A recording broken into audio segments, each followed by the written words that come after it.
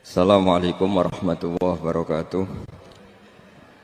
Bismillahirrahmanirrahim. Nahmaduka ya ghafuru ya syakuru. Mashalli wa sallim barik ala sayyidina maulana Muhammadin wa ala alihi wa sahbihi asma'in nama ba'du. La khaufun alaihim walahum. Mereka tidak akan mengalami ketakutan baik kehidupan dunia maupun kehidupan akhir. Bahkan para malaikat itu mengatakan ke wali-wali, nahnu awliyaukum fil hayatid dunya wa fil akhir. Kita ini teman kamu, saudara kamu, mitra kamu.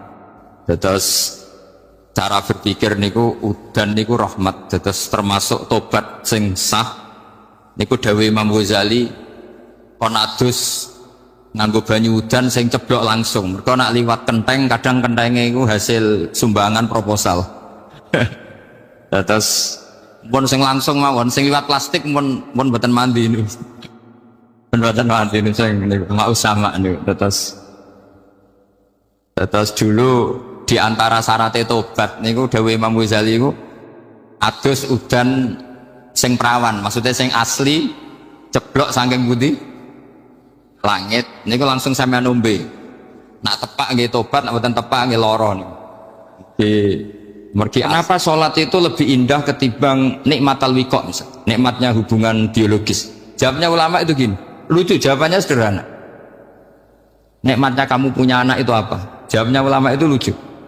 Kalau sakit dia sembuh, kalau hilang dia datang. Saya ulang lagi ya, kalau sakit dia sembuh, kalau hilang dia datang.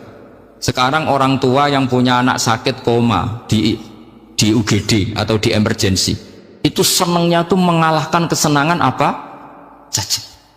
Kira-kira orang yang berhubungan intim atau yang hubungan biologis dengan orang yang sedang anaknya sembuh dari koma, senangnya senang mana? Senang yang melihat anaknya sembuh dari koma.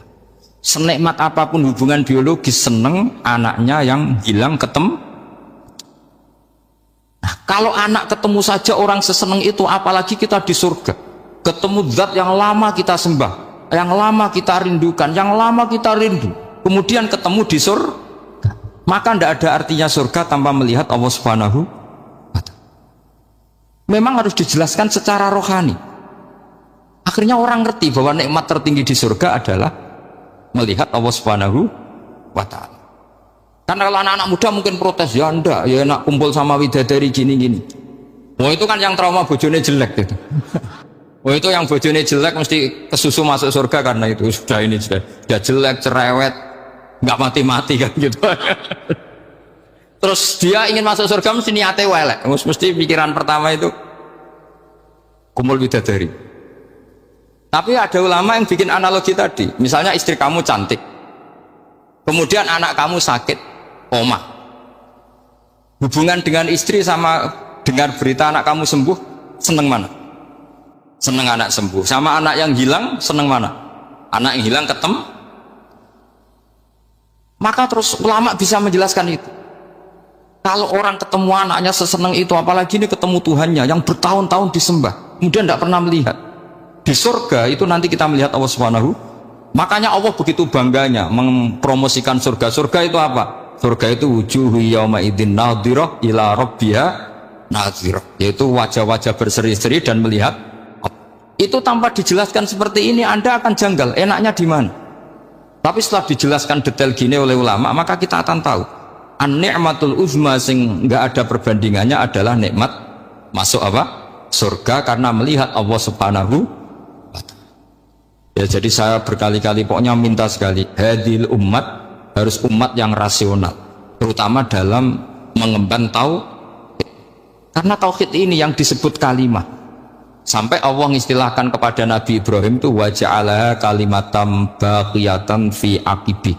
Kalimat tauhid adalah kalimat yang akan abadi di anak cucunya Nabi Ibrahim. Baik anak cucu yang karena gen maupun anak cucu yang karena sebab, yaitu santri dengan kiai. Dan itu caranya gimana? Umat Islam jangan berhenti belajar mantek. Makanya di MGS, di Qudsiyah, di TBS, semua pondok pasti ngajarkan mantek, di Bendan, ilmu logika. Itu tadi, kalau kamu tidak bisa menemukan tauhid dengan cara tadi, dengan cara al-alam mutaghayyir wa kullu mutaghayyir hadis la budda min bukhtis, paling tidak pakai ilmu yang dilakukan Rasulullah SAW. Yaitu masyhur itu, saya sering cerita di mana-mana. Ada orang namanya Jubair bin Mut'im, Muhammad bin Jubair bin Mut'im. Itu dulu dia kafir. Dia orang pinter sampai dipasrai jadi negosiator untuk mengurus tawanan perang Badar yang ditawan Rasulullah SAW. Ketika datang di Medina, delalah pas maghrib, Nabi baca wattur wa kitabim mastur. Di antara ayat yang dibaca Nabi itu am khuliqu min ghairi syai'in. Masa manusia sebanyak ini kemudian mereka diciptakan oleh ketiadaan. Min ghairi syai'in itu oleh ketiadaan.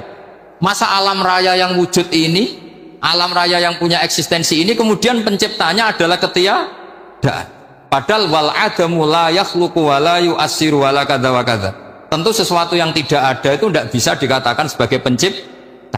Wong nggak ada, jadi faktor saja nggak mungkin apalagi jadi pencipta. Itu Nabi habis sholat langsung beliau sungkeman, ya Muhammad, saat ini juga saya iman. Karena logika yang dibangun ayat yang kamu baca itu menghabiskan semua logika saya. Intinya logika tauhid itu akan mengalahkan semua teori non tauhid. Itu yang disebut bal naqdhifu bil haqqi 'alal batili fayadmaghuhu fa idza huwa zahid. Kebenaran tauhid itu akan menghancurkan kekuatan apa saja. Fayadmaghuhu itu di tafsir Tobari disebut dorbatan tasujud dimah, satu pukulan sing sampai menjadikan otak itu hancur. Lainnya disebut damagho, dimah itu maknanya otak. Maka kamu jangan khawatir kalau Islam didiskusikan di Uni Soviet, didiskusikan di Kanada, didiskusikan di Korea, pasti kalimat tauhid akan mengalahkan kalimatul batil. Pasti ja'al haqqu wa zahaqal batil, innal batila kana zahuq. Tapi syaratnya kita harus kuat. Makanya saya ini senang sekali yang namanya ngaji itu, saya senang. Karena saya tadi bercita-cita ingin jadi dosen setelah mati. Karena di dunia sudah tidak jadi apa? Dosen. Saya ingin seperti Imam Amudi. Pertama ketemu Allah, beliau disuruh ngajar malaikat tentang ilmu apa? Matematika yang mengarah ke tauhid. Jadi diajarkan, kamu tahu angka 2, angka 3, angka 4, semuanya bersumber dari angka 1. Berarti semuanya berawal dari 1. Gak tahu setelah itu malaikatnya dites lagi apa enggak, gak tahu. Pokoknya pas itu malaikat ya paham semua. Oke. Kayak apa hebatnya umat Rasulullah Shallallahu Alaihi Wasallam? Karena akalnya kuat. Sehingga kita harus kuat. Sehingga kalimat yang benar disebut kalimat haqqin alaiha nahya wa alaiha. Nah, kalimat yang salah disebut kaburat kalimatan takhruju min afwahim. Kalimat menjadi kalimat karena diucapkan, tapi tidak menunjuk hakikat. Kayak ini misalnya, ini tutup, ini putih, terus saya katakan hitam, berarti saya mengatakan ini hitam sebagai kata-kata karena diucap, tapi tidak pernah menjadi hakikat karena hakikatnya ini putih. Itu hebatnya Quran. Makanya Quran kalau gojlek orang kafir itu, gojlek orang kafir itu sebut apa? Kaburat kalimatan takhruju min afwahim. Tapi untuk kalimat tauhid dikatakan apa? Yusabbitu walladzina amanu bil qaulif tabit fil hayatid dunya wa fil akhirah. Sebagian disebutkan wa ja'alaha kalimatam baqiyah. Kenapa kalimat tauhid itu kalimat yang abadi? Karena Allah sebagai Tuhan di dunia juga sebagai Tuhan di akhirat, dan selalu Tuhan pada masa yang tidak terbatas. Itu disebut wa ja'alaha kalimatam baqiyah. Kemudian umatnya Nabi mengganti kalimat yang gampang. Allah punya sifat baqo, punya sifat akhir. Maksudnya akhir itu la akhirah. Terus semuanya yang faham ya alhamdulillah, yang nggak faham dikon ngapal lah. Wujud kidam baqo mukhalafatul khawadisi qiyamuhu binafsi wahdaniyat kudrat irut. Terus paham langkok sing rada alim terus roh bedane iki sifat ma'ani iki ma'nawiyah, cara Mu'tazilah ngene, cara ahli sunnah ngene. Oh itu sudah kejlimetan. Sementing soal wujud hitam. Nah, kenapa pertama yang disebut wujud? Karena yang membedakan kita dengan faham ateisme itu ya sifat wujud, yaitu mereka mengatakan alam raya ini dimulai dari ketiadaan. Wah, itu akal mana saja itu nggak bisa nerima, masa ketiadaan menciptakan sesuatu yang ada. Maka kata Ibnu Hajar al-Asqalani ketika mentafsirkan, mensarai hadis salasun mangkunna fihi wajata halawatal iman. 3 hal ini kalau kamu faham maka menemukan manisnya iman. Manis itu enak. Terus kata Ibnu Hajar al-Asqalani, saya masih ingat betul dalam sarahnya Fathul Bari, wa yusamma inda ahlil aql, misalnya al-iltizat al-aqli. Agama ini mengajarkan kenyamanan cara berpikir. Coba kalau sampean seorang doktor atau seorang profesor atau seorang pinter, kemudian kamu dipaksa mengimani bahwa alam ini diciptakan oleh ketiadaan, itu bisa tidur gak? Oh, tidak bisa tidur. Sampean misalnya orang pinter, dididik di kampus atau dididik di pondok, alam ini yang wujud, yang menciptakan itu sesuatu yang tidak wujud, kamu bisa tidur gak kira-kira? Ini guru apa? Ini sarap ini. Mosok hadil maujudat khalaqahal adam, sesuatu yang wujud diciptakan ketia. Tapi agama ini membawa sesuatu yang menyenangkan untuk akal, yaitu hadhil maujudat khalaqaha wajibul wujud. Maujudat yang wujud ini diciptakan super maujud, yaitu oleh bahasa pondok disebut wajibul wujud. Kan terus seneng, wajar dong kalau sesuatu yang ada diciptakan oleh yang ada. Nah tentu ada pencipta, terus ada super, disebut wajibul wujud. Kan terus enak. Itu kata Ibnu Hajar al-Asqalani disebut wajadah halawatal iman. Sehingga kita tidak usah khawatir. Makanya saya itu termasuk orang yang nggak khawatir.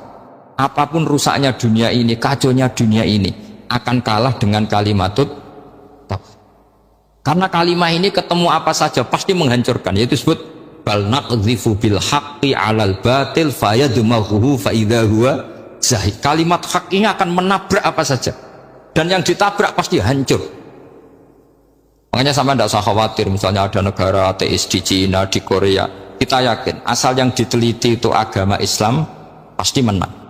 Nah yang susah kalau yang diteliti orang Islam, itu susah karena yang copet kadang-kadang ya umat. Apalagi di negara mayoritas muslim, nanti copetnya, premannya, koruptornya semuanya beragama Islam. Makanya kita hanya punya pilihan dua, itu umat Islam dan Islam yang kumat itu dok. Kalau tidak umat Islam ya Islam yang kumat. Tapi kalau kalimat tauhid itu kalimat yang aman, tak jamin 100%. Sehingga saya itu kalau ditanya profesor Pak Bak, kalau suatu saat Indonesia jadi negara yang sangat terbuka, kemudian ada sekolah perbandingan agama, menurut Anda prospek Islam gimana?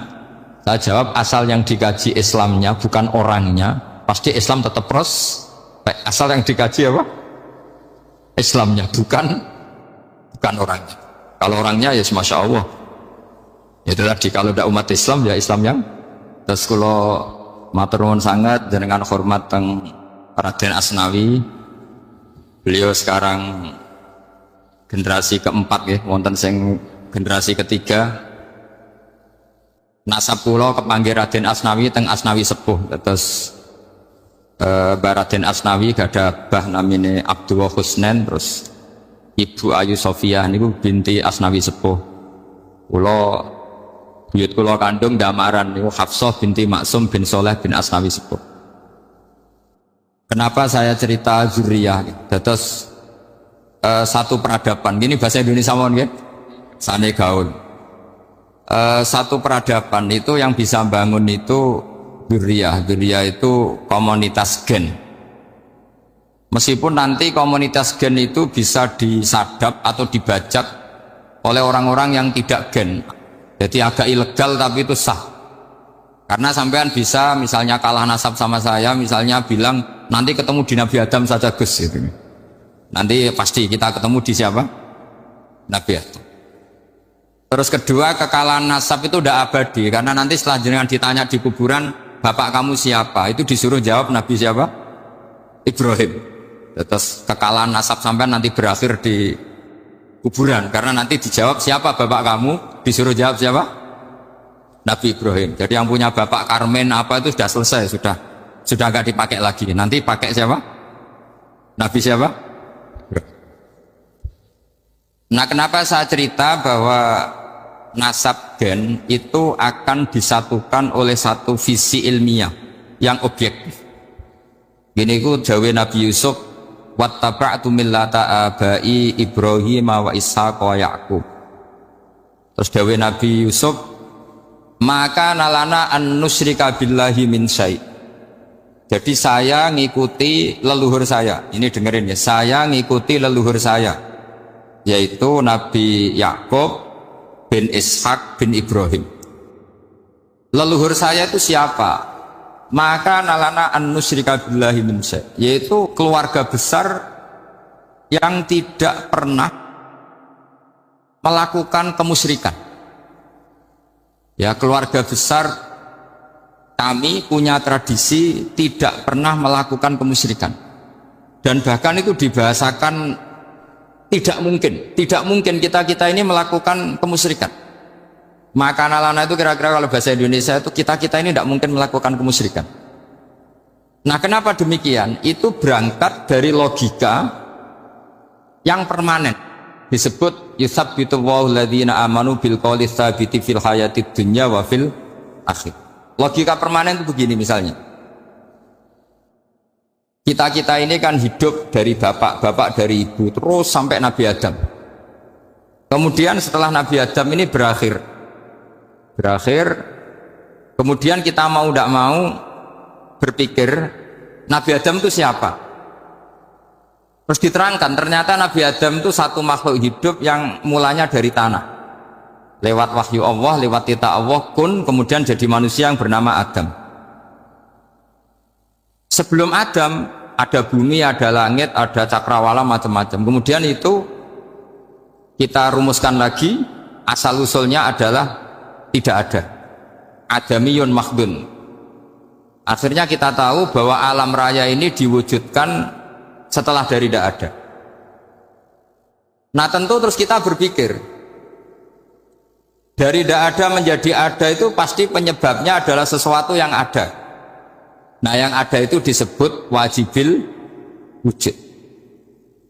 Karena wajibil wujud ini wujud sendiri, nggak ada saingannya. Karena Allahu wala syai'amahu, Allah ada dan tidak ada pesaingnya.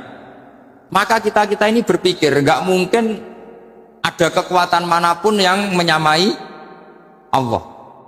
Sehingga nggak ada Yesus mungkin menyamai Allah, nggak ada Fir'aun, nggak ada Lata, nggak ada Uzza. Makanya disebut maka nalana an nusyrika billahi min syai'. Kita ini tidak mungkin melakukan kemusyrikan.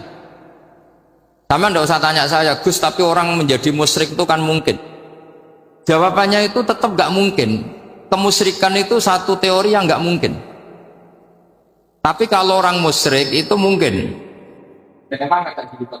Tapi karena kita kenal yang membawa kitab beliau banyak ke Korea. Saya itu beli pesolatan tuh bukan 1 2 sampai 2 kerdus 3 kerdus. Itu mulai dulu, mulai saya niai sampai sekarang. Tak bawa ke Sragen, ke Solo 3, termasuk tak bawa ke Korea.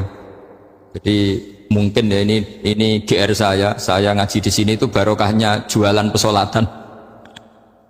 Tapi bukan jualan yang cari laba enggak, karena tak gratiskan, tapi itu dagang akhirat lah kira-kira gitu. Jadi kalau saya masuk neraka kita era pantas, bakul pesolatan kok masuk neraka gitu, kayak itu nggak pantas ini.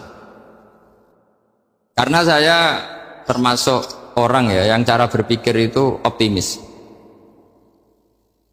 Dulu di sini ada orang alim alama namanya Raden Asnawi. Terus kemudian sejarah agak berpolemik, ada yang mengatakan beliau itu muridnya Syekh Nawawi, ada yang mengatakan tidak. Apapun itu yang saya yakini adalah beliau ya saling istifadah lah, saling bermanfaat bagi Syekh Nawawi Banten. Saya punya catatan sejarah banyak tentang Raden Asnawi karena guru-guru kita itu akan ketemu di Syekh Nawawi Banten. Yaitu kita tahu misalnya saya ngaji Mbah Mun ngaji Mbah Zubair misalnya ngaji Syekh Fakih Mas Kumambang, ngaji Mbah Mahfud, terus ngaji Sayyid Abi Bakar Sato, terus ngaji Sayyid Zaini Dahlan. Kalau keluarga sini mungkin misalnya Gus Hafid, Mbah Niam, Mbah Zuhri, terus Raden Asnawi. Raden Asnawi kita tahu nikah dari istri mudanya Syekh Nawawi, yaitu Nyai Hamdana. Saya sering diceritani Mbah Mun, terus Nyai Hamdana punya anak yang namanya Zuhriyah dari Syekh Nawawi. Kemudian setelah dinikahi Raden Asnawi punya anak namanya Zuhri, Minan, Ni'am, terus sampai ke Gus Hafid itu, Hafid bin Ni'am. Kenapa saya cerita ini? Karena kealiman itu adalah sesuatu yang dibanggakan Allah. Imam Amudi itu ulama ahli matematika. Jadi ada ulama itu ahli matematika. Dia nggak pernah ngajarkan pesolatan, zakat, sholat, tapi dia ngajar matematika. Kemudian dari matematika itu beliau menjadi ahli tauhid. Sehingga nanti Mungkar Nakir itu gak akan tanya dia marabbuka wa manabuka, karena dia punya rencana. Yang ngajar tauhid itu saya, kata. Jadi kalau dia akan marabbuka, pangeran kamu itu siapa? Malaikat malah dilawan. Kamu pernah ngajar tauhid? Saya ini guru tauhid. Singkat cerita, saking keramatnya Imam Amudi, kata Allah, ya Amudi, presentasikan ilmu tauhid yang lewat jalur matematika ke semua malaikat saya. Semua malaikat saya tahu cara berpikir matematis. Karena malaikat itu imannya itu iman mauhibah, karena dia malaikat, ya iman karena tahu neraka, tahu surga, terus dia iman. Kalau kita enggak, kita iman tuh pakai logika, jadi lebih keren. Loh betul. Malaikat itu ketika bangga, ya Allah, apa ada orang yang imannya di atas kita? Jawabnya Allah ada. Siapa? Ya orang-orang kudus, kata Allah. Kira-kira gitu. Kenapa? Ya betul. Karena kamu iman saya itu wajar, kamu tahu saya, tapi mereka nggak tahu saya tapi iman. Kenapa bisa iman ya Allah? Karena mereka punya logika, punya akal. Akhirnya Imam Amudi disuruh sama Allah presentasikan logika tauhid kamu lewat jalur matematika. Malaikat disuruh dengerin semua, isma'u ya malaikati, ini mimpinya wali. Terus Imam Amudi mulai mengajarkan nisbatul isnaini ilal wahid wa nisbatus salasa wal arba'ah ila ma la nihayatalah, niku binisbatin wahidah, yaitu far'un minal asli wa wa al wahid. Mbok angka sebanyak apapun 2, 3, 4 sampai 1 miliar, itu nisbatnya ke angka 1 adalah nisbatul far'i ilal asli, semuanya berasal dari 1. Maka hadhil awalim atau hadal alam ila ma la nihayatalahu, tetap semuanya ini cabang dari 1, yaitu wujud dari 1, yaitu Allah Subhanahu wa ta'ala. Sehingga semenjak itu ditiru sekian ulama. Akhirnya malaikatnya mantuk karena kepastian kalau Allah satu yang diyakini malaikat itu sepasti logika yang dibangun orang-orang manusia ini, padahal tidak ngerti Allah Subhanahu wa ta'ala karena pakai akal. Sehingga di pondok itu orang harus ngerti mantek. Orang mantek itu ilmu yang jelimet tapi menyenangkan. Biasanya sing sinau ambek rokokan, sawangannya kayak filosof. Jadi paling gak agak paham dia alasan. Penting nikmati rokok, tak pikir nikmati pemikirannya, ternyata nikmati rokok. Kayak kemarin saya datang ke resepsinya Gus Agil, saya itu tertawa terus karena dengerin Habib Mutahar. Saya membaca bahayanya rokok, setelah tahu bahayanya saya berhenti membaca. Tak pikir itu kan setelah tahu bahayanya saya berhenti merokok, ternyata enggak. Saya baca bahayanya apa? Merokok. Setelah saya baca, maka saya berhenti membaca, gitu. Bukan berhenti merokok. Itu ilmu kelas tinggi seperti itu harus bentuk. Pernah beliau ditegur dokter, Beb, kalau rokok terus nanti mati. Tenang saja, saya masih bawa korek. Dikira itu kan orangnya yang mati, ternyata beliau enteng saja. Santai aja dok, saya masih bawa korek. Jadi saya bukan nyarankan santai rokok, tapi orang rokok itu memang punya logikanya sendiri.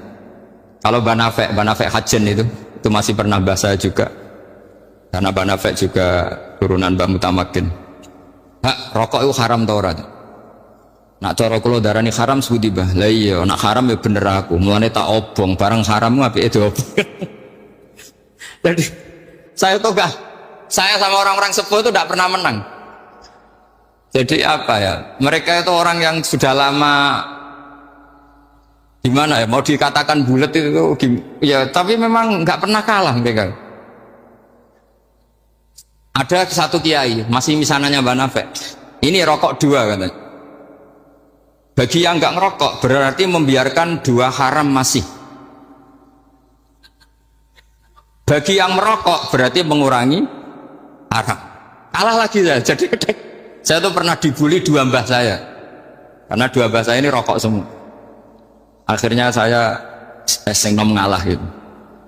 Karena saya tidak mungkin bilang sing waras ngalah karena kalah sepuh gitu. Jadi ya sudah, mau tidak mau harus bilang sing nom. Tapi yang penting itu kita mendengar. Jadi ternyata sepinter-pinternya kita itu mesti kalah pinter sama yang sepuh-sepuh itu. Jadi kalau tahu bahayanya rokok lewat membaca ya harus berhenti berhenti merokok, berhenti baca kata. Nah malaikat ini cerita lagi malaikat. Saya memang dari awal niat hormat Raden Asnawi karena buyut-buyut beliau itu ketemu di buyut saya. Saya ini turunan Mbak Asnawi sepuh. Terus cuma buyut saya itu nikah Lasem, terus saya keceluk cucunya keluarga Lasem. Sebetulnya saya juga cucu Kudus. Tapi terus alhamdulillah sekarang kembali karena buyut saya menyuruh saya ngajar di Damaran, terus sampai sekarang saya ngajar di Damaran. Tapi buyut saya itu masih lahir di Damaran. Namanya Mbak Hafsah, itu Hamsah binti Maksum bin Soleh bin Asnawi sepuh. Sama seperti nasab di sini Raden Asnawi, Mbak Abdul Husnan, terus Nyai Ayu Sofiyah, terus Mbak Raden Asnawi. Saya mau cerita, jadi ilmu itu lebih keren kita. Sehingga Rasulullah Shallallahu Alaihi Wasallam pernah ngendikan, saya ini rindu sekali li ikhwani, kata Nabi itu ikhwani. Kata sahabat bilang, alasna ikhwanaka ya Rasulullah, bukankah kita ini saudara kamu, saudara engkau ya Rasulullah? Tidak, antum ashabi, kamu itu sahabat saya. Siapa teman-teman kamu itu ya Rasulullah? Yaitu kaumun yang tidak melihat saya, kemudian iman kepada saya. Jadi mereka seperti kita semua di Kudus ini tidak melihat Rasulullah SAW, tapi iman sama Nabi. Dan ketika malaikat yubahi bikum malaika, Allah bangga dengan malaikatnya, membanggakan kita. Sampai malaikat itu sentimen, kok bisa ya Allah? Ya karena tadi, kamu iman sama saya wajar, karena kamu melihat surga, melihat neraka, melihat aras. Sementara orang Kudus coba ngelihat apa? Paling simpang 5, apa simpang 7 itu. Tapi imannya nggak kalah dengan malaikat. Kenapa nggak kalah? Karena tadi kita diajarkan bahwa nisbatul isnaini wassalasah wal arba'ah ila ma la nihayatalaha itu sama-sama nisbatul far'i ilal asli. Tetap yang asli adalah angka 1. Jadi nggak mungkin aslu hadhil asya nggak dari Allah itu, nggak mungkin. Tetap dari zat yang satu.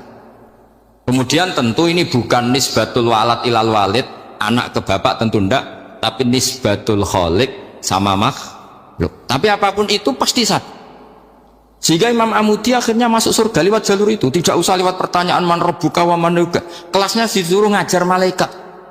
Saya punya rencana jadi pengajar malaikat nanti itu kan. Jadi orang-orang Kudus yang dapat barokahnya Raden Asnawi nanti jangan mau kalau ditanya man rabbuka wa man nabiyyuka. Kelasnya itu harus apa? Jadi gurunya malaikat.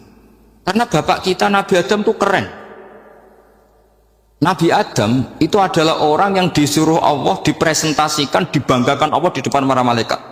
Ketika ada malaikat yang agak hasut, tapi itu tidak malaikat papan atas, malaikat yang kebanyakan. Itu kan agak gak terima Nabi Adam jadi apa? Khalifah. Sampai malaikat ini usul ataj'alu fiha ma yufsidu fiha wasfikut.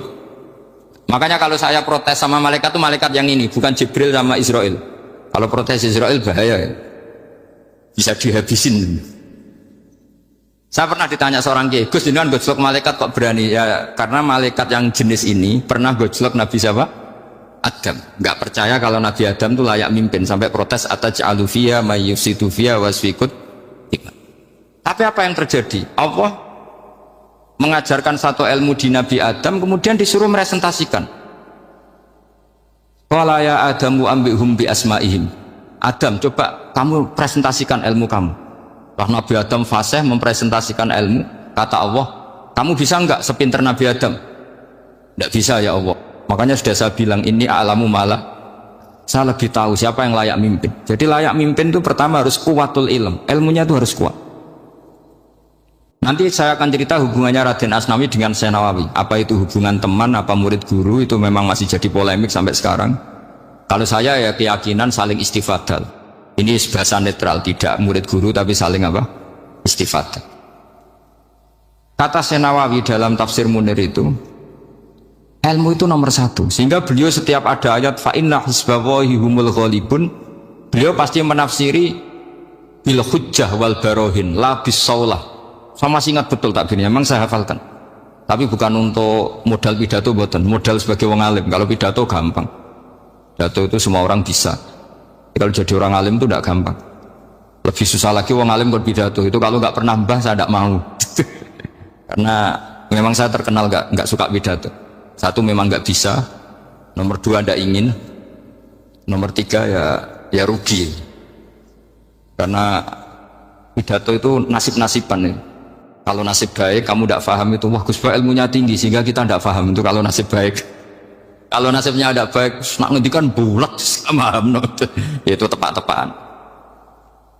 Dan Syekh Nawawi itu benar, Raden Asnawi juga benar, semua guru-guru kita benar. Karena agama ini sebetulnya bukan masalah negara, tapi masalah logika yang sehat. Uni Soviet itu pernah mengkooptasi Uzbek, Ceknya, Tajikistan. Itu 100 tahun. Orang dipaksa ateis. Tapi orang-orang Uzbek, saya sering ketemu lama Uzbek, kadang ketemu di Korea, kadang di Malaysia. Orang-orang Uzbek itu punya basement di bawah tanah. Kemudian di bawah tanah ini mereka ngajarkan tauhid. Ngajarkannya ya gampang. Misalnya ini sesuatu yang ada, iya ini. Ini ada penciptanya enggak? Ya ada. Siapa? Tukang katanya. Yang penting itu enggak ada logika bahwa sesuatu yang ada disebabkan oleh ketiadaan. Lah orang komunis, orang ateis itu orang yang mengatakan alam ini didahului oleh nihilisme, oleh adamiyah. Masuk akal enggak sesuatu yang ada, penciptanya sesuatu yang tidak. Sehingga orang anak-anak Uni Soviet itu enggak pernah kepikiran membenarkan ateis, itu enggak pernah.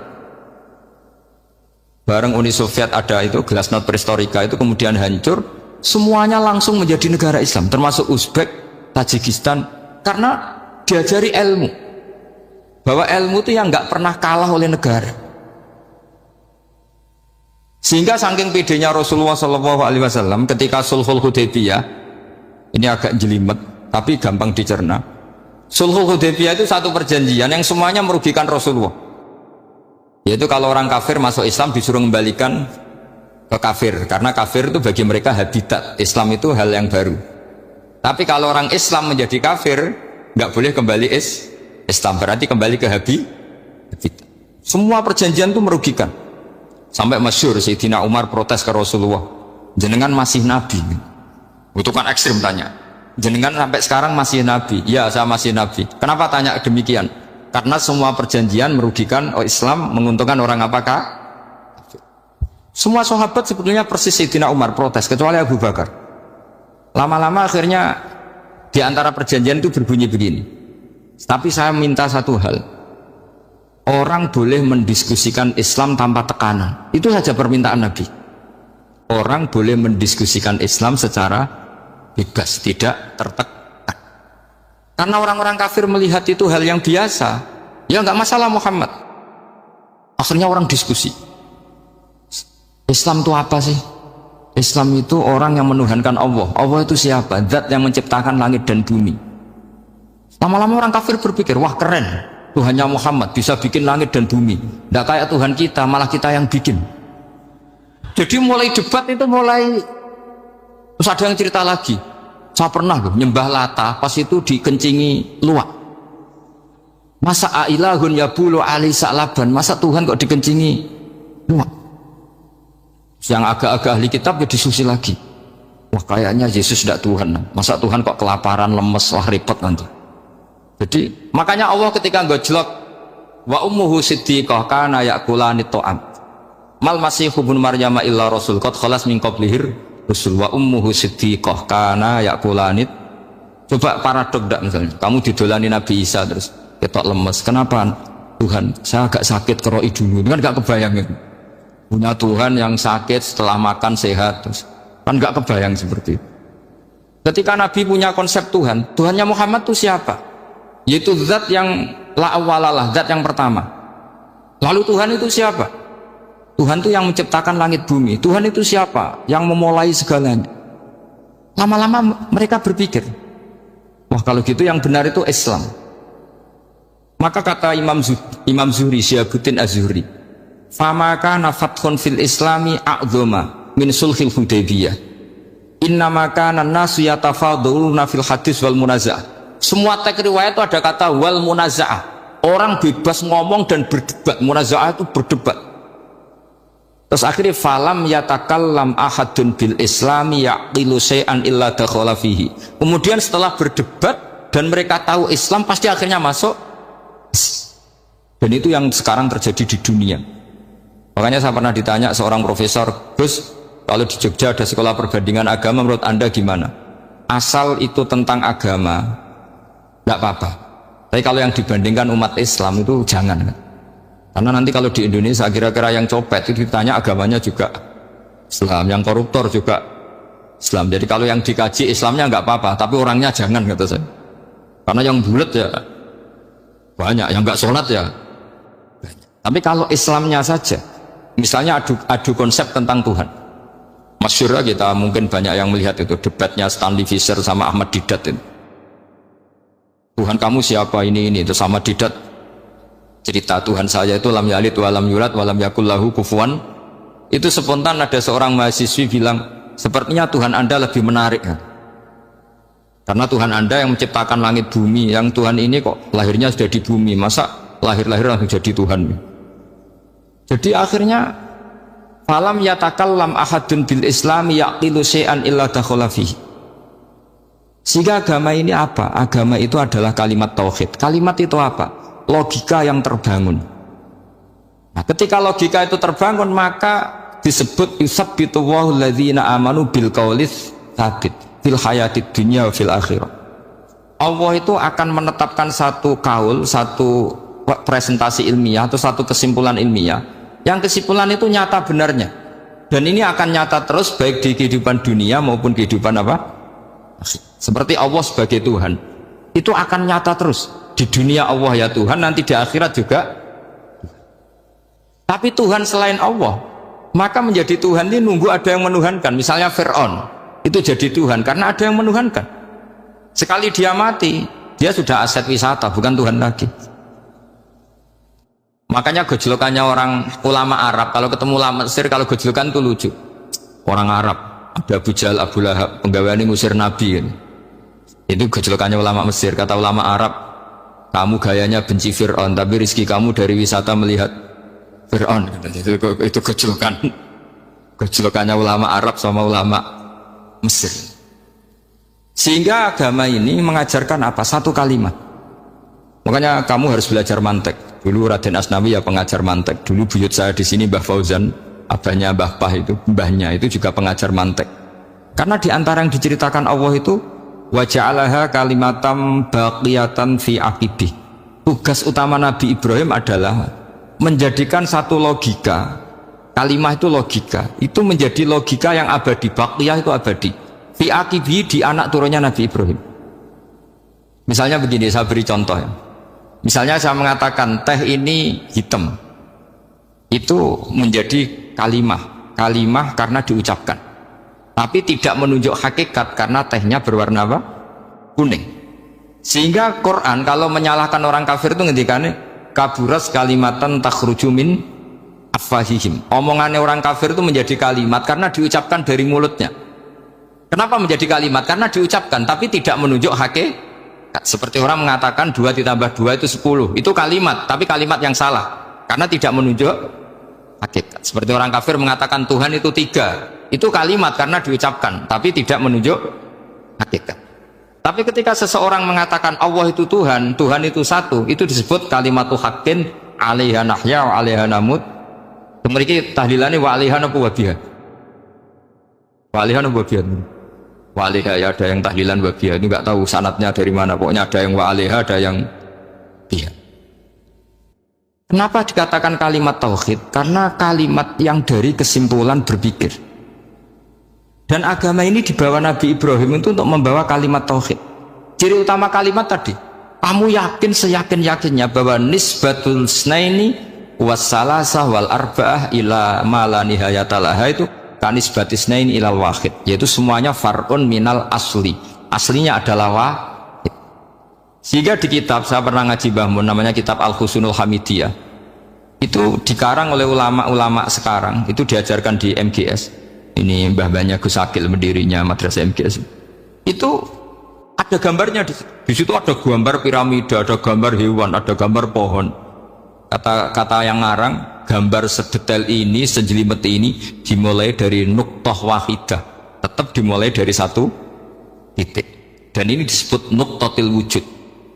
Jadi bahwa orang kudus sebanyak ini tetap dimulai dari satu orang, yaitu Adam. Adam dimulai dari ketiadaan.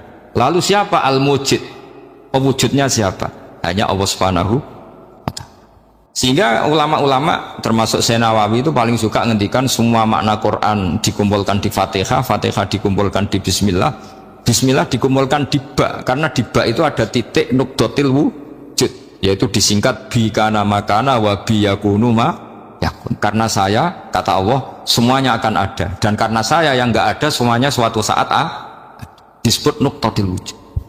Nah, kita meyakini kalau Allah satu itu seyakin-yakinnya, karena nggak mungkin angka nggak dimulai dari angka satu.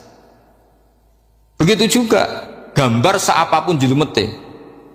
Misalnya sampean gambar zaman saya kecil, gambar paling favorit itu apa, kambing bertarung. Itu gambarnya kan susah. Daripada gambar kambing bertarung susah terus dibikin kotak saja, tembok. Kalau tanya gurunya, gambarnya mana? Di belakang tembok, Bu. Ini itu dulu saya diwarai anak-anak nakal. Berarti semua satu gambar itu disuruh gambar harimau, yang satu disuruh gambar kambing bentrok, yang satu disuruh gambar matahari, semuanya kotak semua. Ini itu, Bu, gambarnya di belakang apa? Tembok. Maka nggak kelihatan nggak kecil. Jadi gurunya kalah cerdas. Dan guru itu sebenarnya nggak pernah menang, karena murid itu lebih pinter. Itu teman saya dulu kalau ngaji itu, kalau tes itu ngerpek baca. Gurunya marah, kamu tes kok baca?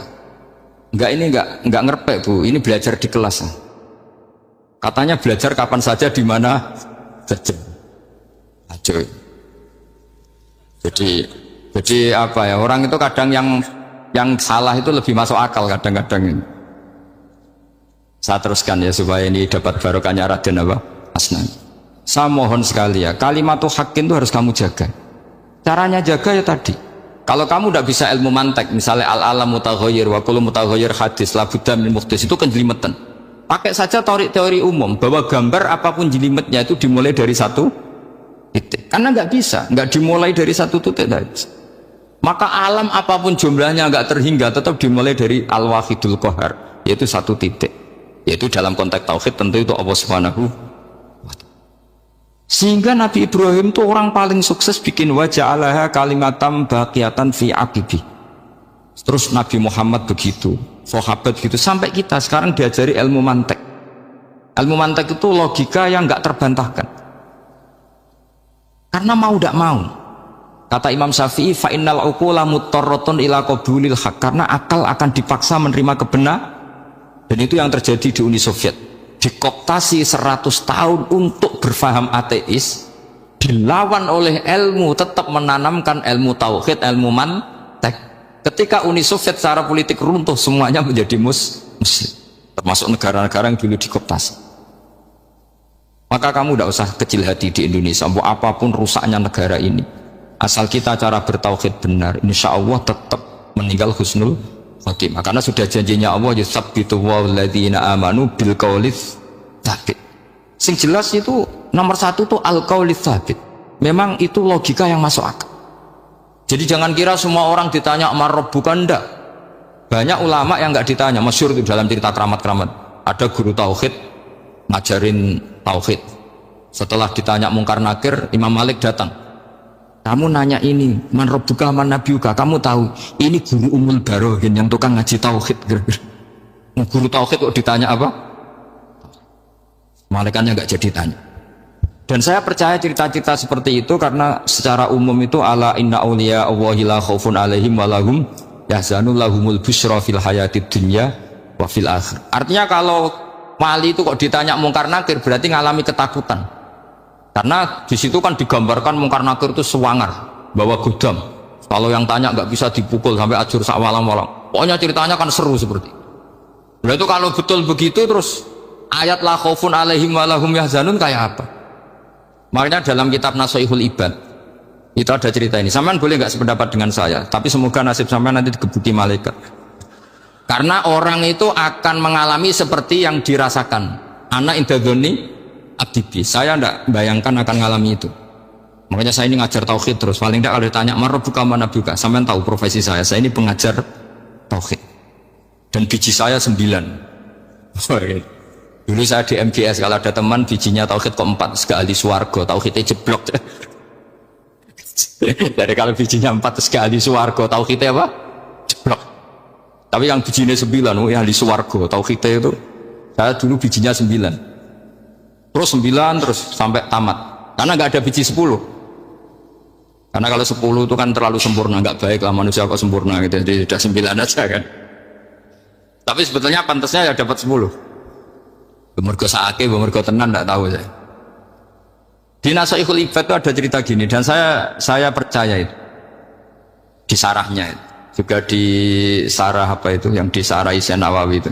Pokoknya saya kalau ingat Raden Asnawi pasti ingat Syekh Nawawi. Saya tidak memastikan apa murid guru apa saling istifadah, yang jelas itu teman dekat, teman fil ilm. Sayyidina Ali itu pernah minta kasaf sama Allah. Saya percaya tidak semua orang alami marab juga ditanya itu. Ya Allah, saya minta kasaf itu ngerti alam gaib.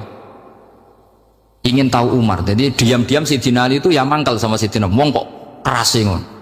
Angger wong kok tahu disentak, jajal wani nyentak malaikat Tora, itu kata Sayyidina. Jadi dia minta kasaf karena kenangannya dia melihat Umar itu semua orang pernah disentak sama Sayyidina Umar itu. Sayyidina Ali minta kasaf, ya Allah saya ingin melihat Umar menghadapi mungkar nakir. Masih garangkah apa enggak? Itu dah, itu tidak. Minta kasaf. Pas kasaf beliau bangun dari kubur, duduk. Dilihat sama Sayyidina Ali ini ngalami kasaf. Sama ndak usah tanya. Ndak wali kok tanya, ya sudah pokoknya percaya aja. Akhirnya malaikat mungkar nakir datang. Itu di situ digambarkan matanya itu kalkidril mughalla, kayak apa itu panci yang dibakar. Wah, soal seru. Semua nang Sayyidina Ali. Baru ini kamu akan takut gitu. Tapi ternyata enggak. Umar bangkit disentak orang tua itu. Kamu tahu menghadapi siapa? Yang sopan. Wah, sontak. Kaget malaikatnya itu karena nggak pernah ngalami disentak, mungkin itu pertama. Kaget. Memangnya kamu siapa? Saya ini teman kekasih Tuhanmu. Saya yang diandalkan temannya sebenarnya bukan dia. Ana sohibu habibillah. Saya ini temannya kekasihnya Allah. Jadi dia mengandalkan temannya sebetulnya, bukan mengandalkan dirinya. Oh, kamu temannya Nabi Muhammad? Iya, saya Umar, temannya Nabi Muhammad. Kamu harus hormat sama temannya kekasih. Terus mulai itu. Akhirnya matur Allah, ya Allah, apakah prosedur seperti ini bisa dinego? Sama Allah, oh iya katanya. Kamu kalau menghadapi kekasih saya jangan seperti itu katanya. Semenjak itu beliau sopan santun, dua mungkar nakir itu. Jadi ini berita gembira. Jadi sebetulnya itu enggak. Tapi kita ini kan nggak punya nyali nyentak mungkar nakir. Semoga dengan gelar kita doktor tafsir, doktor tauhid gitu. Atau paling nggak guru kutsiyah tauhid gitu. Atau siswa terbaik dalam materi tauhid. Itu harus kamu bawa status. Jadi sehingga nanti ini saya ranking 1 tauhid, masa masih ditanya marbuka waman nabi. Dan itu menurut saya sah. Sama nggak usah protes takbirin gitu. Susah usah takbiran. Pokoknya takbirnya adalah wali-wali itu la khaufun alaihim walahum. Yes, mereka tidak akan mengalami ketakutan baik kehidupan dunia maupun kehidupan akhir. Bahkan para malaikat itu mengatakan ke wali-wali, nahnu awliyaukum fil hayatid dunya wa fil akhir. Kita ini teman kamu, saudara kamu, mitra kamu. Masa mitra kok nutui itu kan nggak fair. Dan menurut saya paling efektif itu apa? Kamu harus punya rumus tauhid kayak Imam Amudi menemukan Tuhan. Imam Amudi itu menemukan Allah itu lewat ilmu matematika. Dan itu Allah saking senengnya disuruh ngajari para malaikat. Wa ya malaikati isma'u. Kamu harus mendengar, ini orang alim saya yang ahli matematika. Tapi justru itu ngerti bahwa asal usul alam itu minal wahidil qahar. Dari zat yang satu. Akhirnya Imam Amudi mulai ngajar tuh. Nisbatus naini wassalah sawal arba'a ila mana nihayatalaha. Iku kabeh iku far'ul wa. Akhirnya malaikat mantuk-mantuk. Nah, iman seperti itu akan setingkat keyakinannya dan keakurasiannya sama dengan imannya para malaikat. Makanya Nabi ngendikan tubaliman amanabi walam yaroni. Sebagian riwayat disebut sab amarot. Nabi ngendikan sampai 7 kali. Benar-benar keren orang yang tidak melihat saya kemudian iman kepada apa yang bisa menemukan itu. Hanya misalnya contoh paling gampang ya yang dialami para ulama. Ya saya ulang lagi yang dialami para ulama ketika menemukan ilmu ya yang menjadikan mereka mahabbah Rasulullah Shallallahu Alaihi Wasallam. Nabi itu paling suka itu sholat. Nabi itu paling senang sama sholat. Wa qurratu aini fi sholat. Terus beliau ngendikan as-sholatu imaduddin. Terus beliau kalau muji sholat tuh sundul langit. Sampai beliau kalau banyak masalah itu bilang ke Bilal, arifna ya Bilal, saya kasih istirahat. Itu maknanya mau sholat. Semuanya sholat. Pertanyaannya adalah, apakah mungkin seorang raja yang ambisi jadi raja, kemudian yang dikampanyakan adalah orang supaya sholat? Tentu kalau Nabi seorang raja, beliau akan kampanye gimana? Narik upeti kayak apa, narik pajak kayak apa, biar Nabi kaya. Enggak. Nabi itu paling tersiksa kalau orang tidak sholat, tersiksa kalau orang tidak sujud. Loh, kalau beliau seorang raja, ngapain mempopulerkan sholat? Maka makna sholat Imaduddin adalah sholat itu tiang agama. Maknanya tiang agama, kamu akan tahu betul kalau dia seorang nabi. Karena apa? Yang diajarkan adalah sholat. Coba untungnya apa bagi Nabi Muhammad ketika umat Islam sholat? Kan tidak ada untungnya sama sekali. Ya clear ya, jadi terus sekarang masalah nasa mansuh ini kan clear tentang mukaddimah ilmu tafsir. Nasa mansuh itu kelihatan datar, tapi itu urgen sekali. Karena agama sebagai aturan ya atau solusi mau tidak mau kan bersentuhan dengan hukum sosial yang tidak akidah. Saya tadi sudah matur Pak Arsoyo, agama yang tidak akidah itu kan bersentuhan dengan hukum sosial. Kalau yang akidah jelas Allah itu satu, la ilaha illallah wahdahu la syarikalah. Kalau sosial, saking bersentuhan dengan sosialnya itu Pak Fathul Wahid, Imam Syafi'i itu punya istilah begini Pak Arso. Ketika Nabi misalnya sodakoh atau zakat pakai kurma atau pakai susu kering misalnya, sodakoh atau zakat, atau dulu ngamal pakai dinar, pakai apa? Dinar. Itu langsung dianalisis kutil balad. Pokoknya makanan pokok zakat itu ngambil makanan pokok. Berarti di Indonesia pakai apa? Beras. Ketika Nabi sodakoh pakai dinar, langsung dianalisis pakai saman, yaitu alat tukar atau uang yang sah. Jadi kamu tidak usah memaksakan mentang-mentang anut sunat Rasul, terus kamu makan kurma, terus bisa mencret. Terus mentang-mentang sunat Rasul, saya tidak pernah sodakoh, karena sekarang nggak ada dinar. Nabi kan sodakohnya pakai dinar, medit ya alasan. Kalau mau kikir saja, tidak usah punya alasan. Lama-lama Pak Arzo nggak jadi wakaf tanah, karena Nabi nggak pernah wakaf tanah di Sleman, wakafnya di Mekah. Oh ini kan tanahnya di Sleman. Lama-lama ada orang nggak sholat, Nabi sholatnya kan di Mekah, kita kan di Indonesia. Bisa rusak semua kalau ya pakai mersiskan sunnah Rasul. Itu ada analisis. Nah, itu juga yang menjadikan kenapa harus ada ulama usul fikih, orang yang bisa menganalisis. Apa bisa? Misalnya begini, saya beri contoh di bab haji. Nabi itu domisili di Medina, karena di Medina itu melewati Dal Khulaifah yang sekarang disebut Bir Ali. Maka mikotnya Nabi ya dari Bir Ali.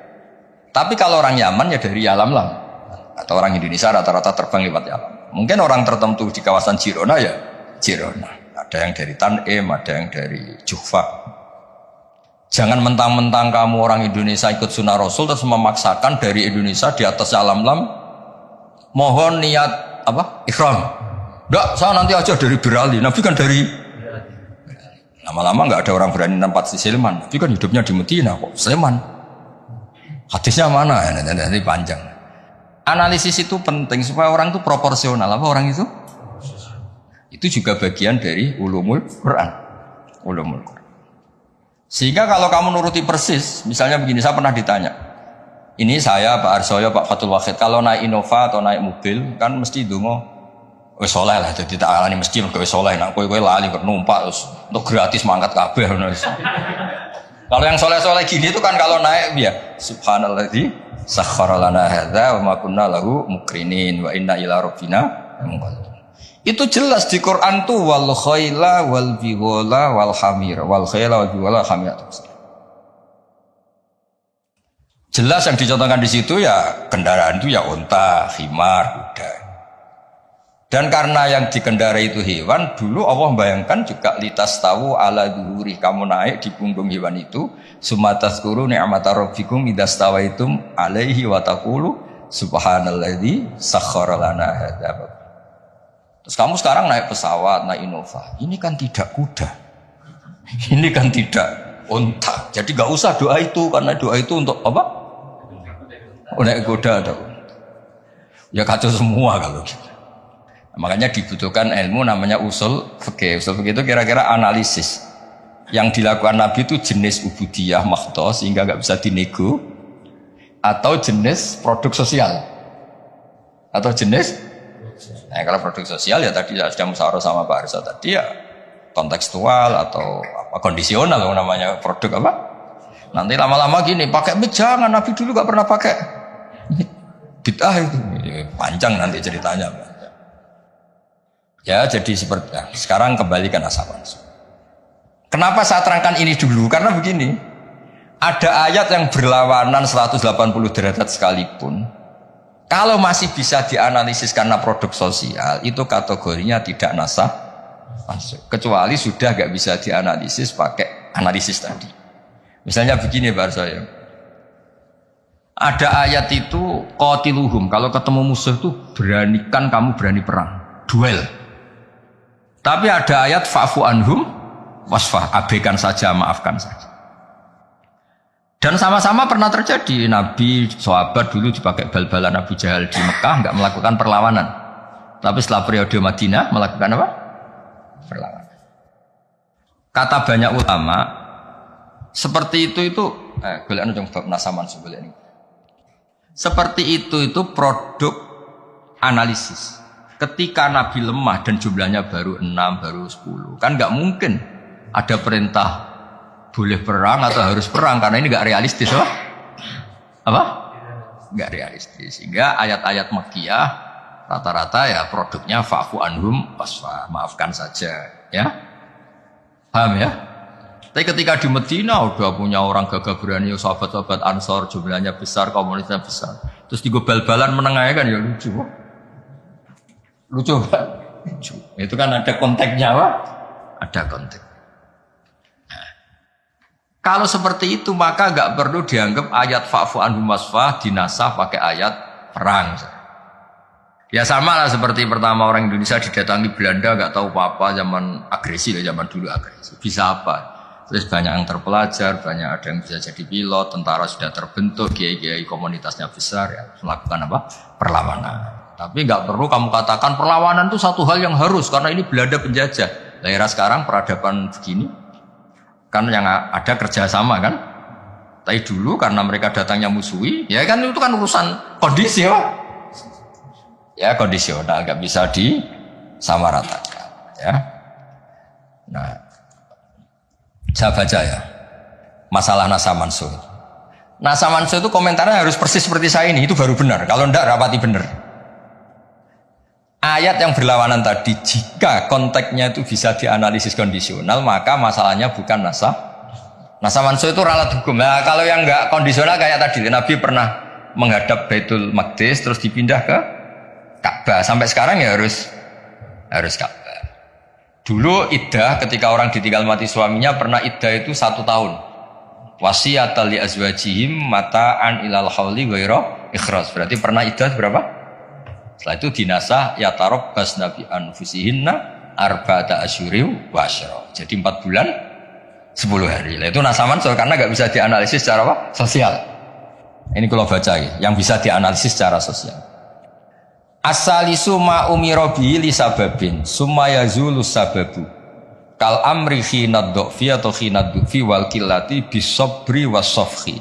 Summa nusikha bi ijabil kital. Wa hadza fil haqiqati laisa naskhon. Apa laisa naskhon? Karena bisa dianalisis asal usulnya. Nah ini biar difotoin apa ini? Mulai ini ma umira li sababin ini. Foto dulu nanti biar ada yang tanya. Nah sehingga kiai-kiai Jawa ketika meskipun ngaji Jalalain, ngaji kitab Jalalain, tafsir Jalalain, kan sering ada ayat misalnya lakum dinukum waliyadin, kadang sebagian dikomentari mansukhun bi ayatis sayf atau bi ayatil kital. Itu kiai Jawa tidak ada yang ikut meskipun mereka baca kitab karena ngerti konteksnya apa? Ya misalnya kita dulu ketika Jepang datang ke sini itu memang jajah, ya kita bilang ada revolusi jihad, misalnya resolusi jihad, ada resolusi jihad. Dulu Mbah Hashim, Mbah Ahmad Dahlan juga sepakat melawan penjajahan, apa ngelawan? Jadi ketika di kesini studi banding atau kesini tukar ilmu ya nggak ada masalah kan? Bahkan di Quran sudah diumumkan wa in ahadum minal musyrikin astajaruka ya fa'ajirhu hatta yasma'a kalam Allah. Ya kalau ya kan ya tadi konteksnya beda. Ya konteksnya itu kemarin saya jagongan itu sama Pak Alwi Shihab, adiknya Pak Kures, kan dulu pernah menteri luar negeri. Kata beliau, sekarang Gus ngomong rekonsiliasi cek susahnya, alasannya ngenang masa dulu. Nah, masa dulu ya ada yang sekarang nggak mungkin. Dulu pernah kan ada istilah zaman dulu pernah sedikit konflik dengan Malaysia, Pak Karno bilang gayang. Ya masa sekarang kan ya jelas enggak itu. Itu kan konteksnya beda. Dulu Mbak Hasyim, Mbak Magdalan bilang resolusi jihad. Ya sekarang kan enggak. Malah anak-anak ini nunggu ada beasiswa ke sana. Enggak belajar malah adalah ayat Amsterdam. Oh, bal-balan. Apapun itu kan yang seperti itu kategorinya itu ma'uzila li sababin apa? Ma'uzila li sababin. Jadi hilangnya bukan karena hukum nasa mansuh, tapi karena sebab yang berbeda. Saya tadi jagoan Pak Warsoyo, dulu tuh orang kiai-kiai termasuk buyut-buyut itu ngaramkan orang pakai pantolan ya, pakai celana, pakai apa itu? Dasi. Karena itu londo itu. Mantas sababi komen bahwa minum ya pernah kan ada era gitu. Nah sekarang rektor Universitas Islam Indonesia pakai celana, pakai dasi. Londo itu kalau dulu tuh. Sekarang enggak. Sekarang kalau pakai sarung malah dianggap wow, masalah itu. Kecil saya masih ingat orang pakai sarung tuh gak dianggap sunat karena dulu katanya cerita dulu wong sing nganggo sarung kalau piok kalah terus kemulan turun ning rondan. Dari dulu pernah lho ya tak cerita kuno dulu tuh orang kalah main loh ini saksinya banyak ini kan. Dulu sarung pernah ya nasibnya gitu pernah ya. Sekarang saja sarung jadi simbol pakaian apa santri. Dulu gak ya masih ingat ya cerita itu. Upiok kemulan, semain kalah, kemulan tidur dia. Cakro. Ya terus jangan bilang, oh ini sarung simbol orang kalah apa? Main kalah judi gitu. Jangan. Sekarang konteksnya beda. Nah itu nggak perlu kamu analisis pakai nasa. Maksudnya kalau suatu saat Anda baca ayat yang konteks maknanya kok beda sama sekali, nggak langsung boleh dianalisis itu nasa langsung. Bisa aja konteksnya beda. Ya kira-kira gitu harusnya. Jadi di sini redaksinya ma'umira bihi li sababin summa yazulus sabab. Saya contohkan tapi Pak Fajar enggak usah tersinggung. Misalnya kenapa sih Nabi itu banyak yang poligami? Orang di nikah Nabi itu bangga. Mertuanya ya bangga, iparnya ya bangga. Umatnya ya bangga. Saya tak tahu yang kamu nikah itu bangga apa enggak poligami. Sehingga dulu namanya Juwairiyah itu dulu ketangkep ketika perang. Wah itu orang Bani Musthalib itu bencinya sak pole sama Nabi. Kelompoknya Nabi juga benci sama Bani Musthalib. Setelah Juwairiyah itu dinekah Nabi, semua tawanan sahabat yang di Bani Musthalib dilepas. Azharu Rasulullah, ini keluarga besan. Yang sahabat juga ngelepas Bani Musthalib karena keluarga Bunyainah jaro sekarang itu keluarga besar. Nah, maksud saya cerita saja, ada usaha itu nggak usah cerita saja. Cerita aja cerita, maksudnya cerita. Kalau kamu poligami itu kira-kira istri kamu, mertua kamu, ipar kamu bangga apa? Nek. Maksud saya bukan masalah boleh tidaknya. Kalau bolehnya boleh, lelaki itu boleh nikah berapa? 4. Loh bukan berarti. Gak maksudnya kalau kamu merasa sunat-sunat banget itu perlu dipertanyakan di bolehnya boleh. Tapi kalau merasa apa? Sunah-sunah banget itu konteksnya itu dong ya. Udah usah diterusin itu banyak agak siap. Inginnya yang di belakang tuh kalau boleh boleh aja Gus, nggak usah catatan ya gitu. Ya sudah pokoknya ini ngaji rileks ya.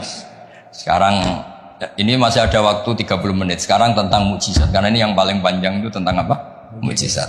Saya sengaja saya letakkan di akhir. Saya baca takbir orisinilnya dari hadis Rasulullah SAW di Shahihul Bukhari. Saya ulang lagi di kitab Shahihul Bukhari. Nah, di kitab Shahihul Bukhari nomor hadisnya itu 4.981. Kamu sudah hafal berapa? Ya, nomor hadis berapa? 4.981. Di antara kebanggaan Rasulullah SAW itu beliau ngendikan, tidak ada nabi kecuali dikasih ayat atau mukjizat yang spektakuler. Kayak Nabi Musa kan bisa kayak simsalabim, mukul belah laut terus kering. Nabi Soleh juga batu besar ngeluarin onta, ngeluarin onta, keren. Onta kok keluar dari batu besar, ajaib lah. Nabi-nabi dulu itu aja. Tapi yang agak-agak, kalau boleh dibahasakan, agak-agak gak rasional itu satu, Pak Arso. Saya punya kitab namanya Al-Husulul Hamidiyah. Itu pinternya bukan main yang ngarang. Saya gak pernah jadi rektor, Pak. Tenang saja. Gak, tetap keren jenengan karena pernah jadi rektor. Itu mau pinter toh gak jadi rektor. Dia bilang gini, mukjizat itu dari kata a'jaza yu'jizu i'jazan, ya kan? A'jaza yu'jizu i'jazan. Sesuatu yang bikin musuh itu gak berdaya. Berarti fahuwa mu'jizun, fahuwa mu'jizun. Berhubung wakilnya perempuan, karena ayat itu kan mu'annas, akhirnya mukjizatun. Ya, ini masih punya sisa-sisa. Dulu ngaji lama ini di Kudus. Gak tahu jadi begini. Dulu lama ngaji di sini.